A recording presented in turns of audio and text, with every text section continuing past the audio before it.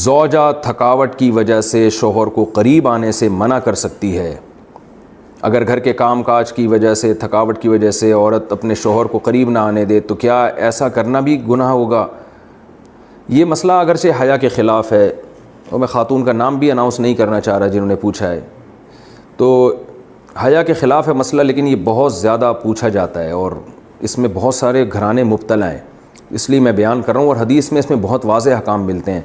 آپ صلی اللہ علیہ وسلم نے فرمایا جو عورت شوہر کو قریب نہ آنے دے اور شوہر اس کی وجہ سے ناراض ہو کے سو جائے تو اس عورت پر پوری رات فرشتے لعنت کرتے ہیں۔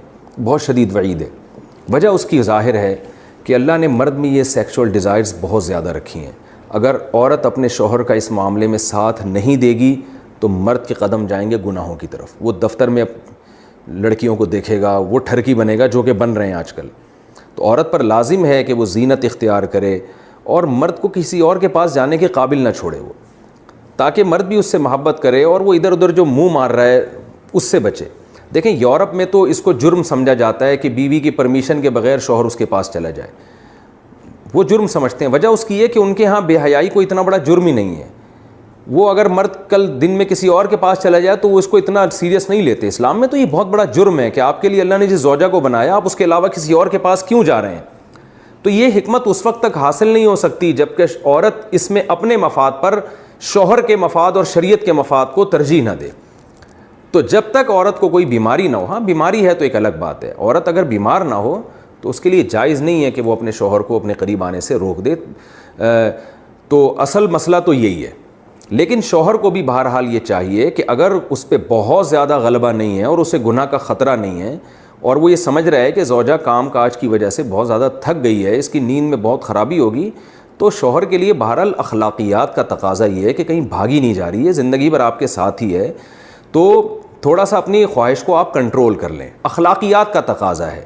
قانون تو ایسے موقع پہ شوہر کا ساتھ دے گا، اسلامی قانون عورت کو برا کہے گا، لیکن اخلاقیات بھی کوئی چیز ہوتی ہیں، بھئی آج کے بجائے صبر کر لو تو اور اپنے آپ کو کنٹرول کر لو۔ تو کبھی کبھار اگر ایسا ہوتا ہے تو شوہر کو چاہیے کہ وہ اخلاقیات کا مظاہرہ کرے اور بیوی کو مجبور نہ کرے، لیکن بہرحال قانون یہی ہے کہ عورت کے لیے اپنے آپ کو روکنا جائز نہیں ہے، کیونکہ اس میں عورت کا کوئی خاص نقصان بھی نہیں ہوتا۔ انرجی تو مرد کی یوٹیلائز ہوتی ہے بہت زیادہ، تو عورت جس کا زیادہ نقصان نہیں ہو رہا اور مرد جس کا بیڑا غرق ہونے کا خطرہ ہے، اس کی نیند خراب ہو سکتی ہے رات کی اور پھر اگلے دن اس کو گناہ کا خطرہ ہے۔ جب انسان کی ڈیزائرز پوری نہیں ہوتی وہ تو بعض دفعہ درندہ بن جاتا ہے۔ یہ جو آج کل اتنے واقعات ہو رہے ہیں ریپ کے اور جو قتل کے واقعات ہو رہے ہیں اور یہ جو بدماشیاں پھیل رہی ہیں، یہ زیادہ تر انہی لوگوں کی ہے جن کی یہ حلال طریقے سے خواہش پوری نہیں ہو رہی اور وہ مطمئن نہیں ہو پا رہے، تو وہ پھر اس طرح کی حرام کاریوں کی طرف جاتے ہیں۔ تو اس لیے شریعت نے بہرحال حکم دیا ہے کہ اس معاملے میں عورت شوہر کا ساتھ دے۔ عورت جان بوجھ کر شادی نہ کرے تو کیا گناہ گار ہوگی؟ میری 2 جگہ طلاق ہوئی ہے اور میری ایک بیٹی ہے، ابھی میں شادی نہیں کرنا چاہتی، میں بیمار بھی رہتی ہوں، تو اگر میں شادی نہیں کروں تو کیا مجھے گناہ ہوگا؟ دیکھیے آپ شادی نہ کریں تو کوئی گناہ نہیں ہے، کوئی شادی فرض واجب نہیں ہے، آپ کا اگر موڈ نہیں ہے تو نہ کریں شادی آپ، لیکن سنت مؤکدہ بہرحال یہی ہے جوان عورت اور جوان مرد کے لیے کہ وہ شادی کے بغیر نہ رہیں۔ اس کا بچوں سے تعلق نہیں ہے کہ آپ کے 3 بچے ہیں کہ 4 بچے ہیں یا آپ کو 2 دفعہ طلاق ہوئی ہے 3 دفعہ طلاق ہوئی ہے۔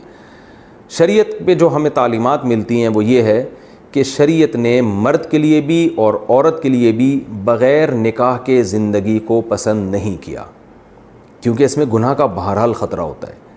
تو آپ کو بھی گناہ کا خطرہ بہرحال ہو سکتا ہے، ابھی نہیں ہے لیکن کل ہو سکتا ہے، تو اس لیے اپنے آپ کو آزمائشوں میں نہیں۔ ہاں کسی عورت کی عمر ڈھلک چکی ہے، بوڑھی ہو چکی ہے تو ایک الگ بات ہے، تو آپ کو خود بھی گناہ کا خطرہ ہو سکتا ہے۔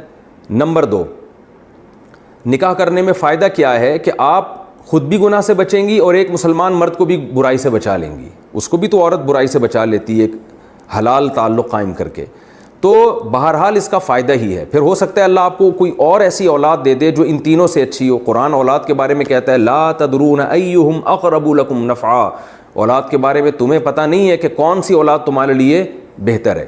اس بارے میں ابو داؤد کی ایک حدیث پیش کی جاتی ہے کہ نبی صلی اللہ علیہ وسلم نے فرمایا جو عورت بچوں کی وجہ سے نکاح نہ کرے اپنے بچوں کی خاطر تو قیامت کے دن وہ میرے ساتھ ہوگی۔ یہ حدیث بالکل بہت زیادہ ضعیف ہے، اس سے استدلال درست نہیں ہے، اور یہ قرآن و سنت کی دوسری نصوص کے بھی خلاف ہے۔